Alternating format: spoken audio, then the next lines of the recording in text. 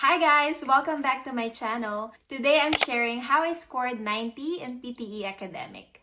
I took PTE for my AHPRA registration and to get a high score for my Australian Skilled Migration Visa application. If you guys don't know, scoring 79 or above gives you superior English, and that gives you extra 20 points for your visa application. Getting that extra 20 points gives you higher chances of getting invited as a permanent resident in Australia. In this video, I'll share to you the strategies I used, the resources I studied with, and how I stayed calm on the exam day. Let's get into it. My goal was clear. I wanted the highest possible score, 90. Not just to pass, but to maximize my opportunities to become a registered nurse in Australia and to migrate as a permanent resident in Australia. I prepared for 6 weeks for my exam and I only stick to 3 strategies for my preparation. First resource that I used is YouTube. I watched a lot of YouTube videos on how to pass PTE, and the main YouTube channel that I used is E2 Language. I would recommend for you to watch at least 2 to 3 videos every day, really focus on each line item of the exam. I personally allotted 30 minutes to an hour each day in watching YouTube videos on how to pass PTE. The second resource that I used is a PTE app for daily practice. I tried to limit my use of social media and really just use that app for any free time that I have. Last but not the least, the PTE Gold Kit mock test. You can purchase it in Pearson website, and this gives you a real exam simulation on how PTE exam works. It's much harder than the PTE exam itself, so if you pass the Gold Kit test, you will pass the PTE exam. So I purchased a Gold Kit with 2 mock tests.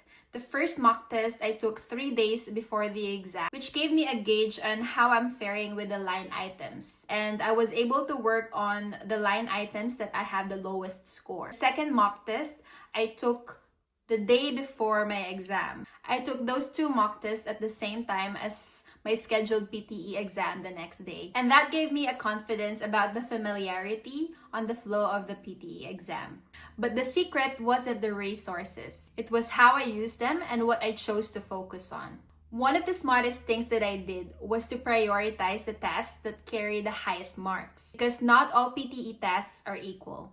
Here's a quick breakdown from the official PTE scoring distribution. Repeat sentence worth about 51 points. Write from dictation worth about 46 points. Reading and writing fill in the blanks worth 44 points. And read aloud worth 44 points. Compare that to multiple choice questions, which are worth just 1 to 3 points each.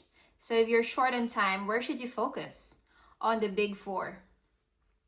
Repeat sentence, write from dictation, fill in the blanks, and read aloud.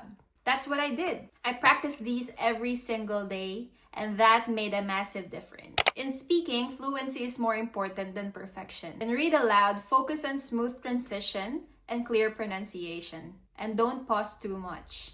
Repeat sentence is the king of speaking. I practiced 20 to 30 daily. I listened carefully, then repeated with the same intonation and pacing. In the scribe image, I just used a template such as this image shows key features are, in conclusion. It's an AI generated test and it will just score how fluent you are. It doesn't matter if you have wrong grammar in the scribe image. Just keep on talking. Just try to enumerate all the key features that you are seeing in front of you.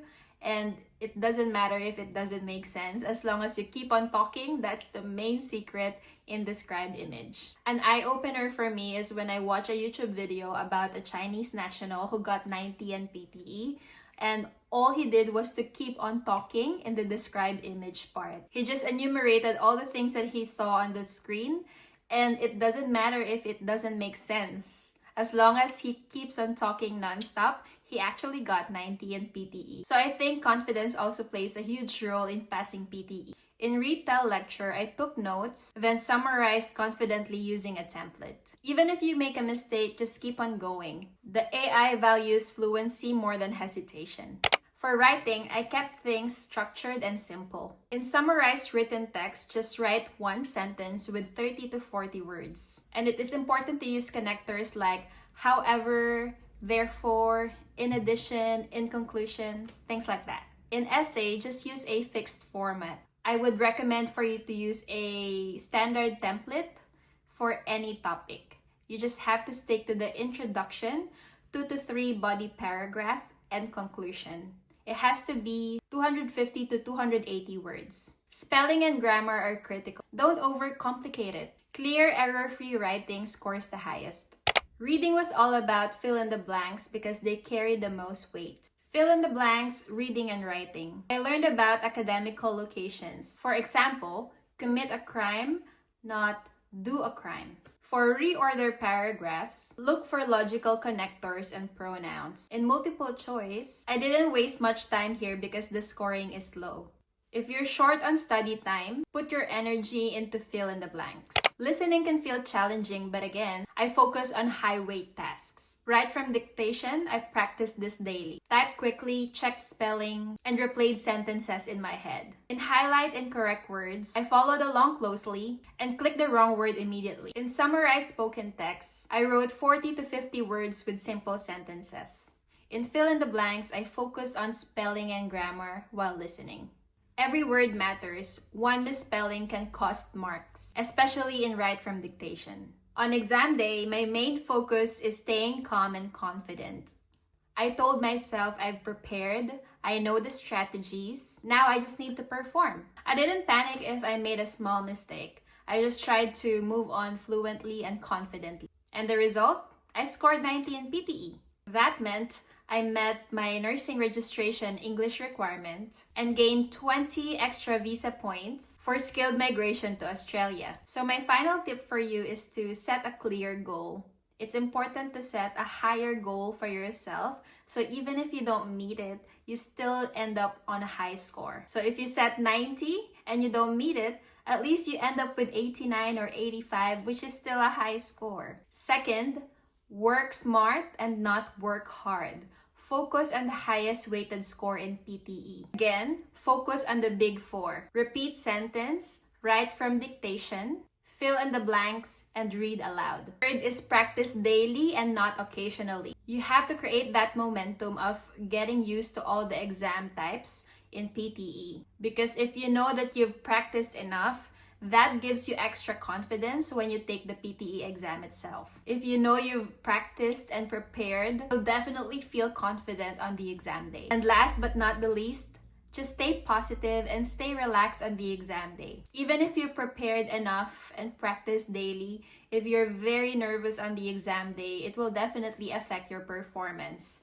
So really try your best to calm your nerves. Just have to remain confident, fluent, don't pause, just keep on talking. And if you're nervous, everything will be affected. So just stay calm, okay? Thanks for watching. I hope my journey and strategies inspire you. Whether you're doing PTE for AHPRA, migration, or career growth, you can definitely succeed with the right focus. Don't forget to like and subscribe and share this video to anyone preparing for PTE. And don't forget to drop your questions in the comment down below because I'd love to help. Good luck on your PTE exam. I know you got this.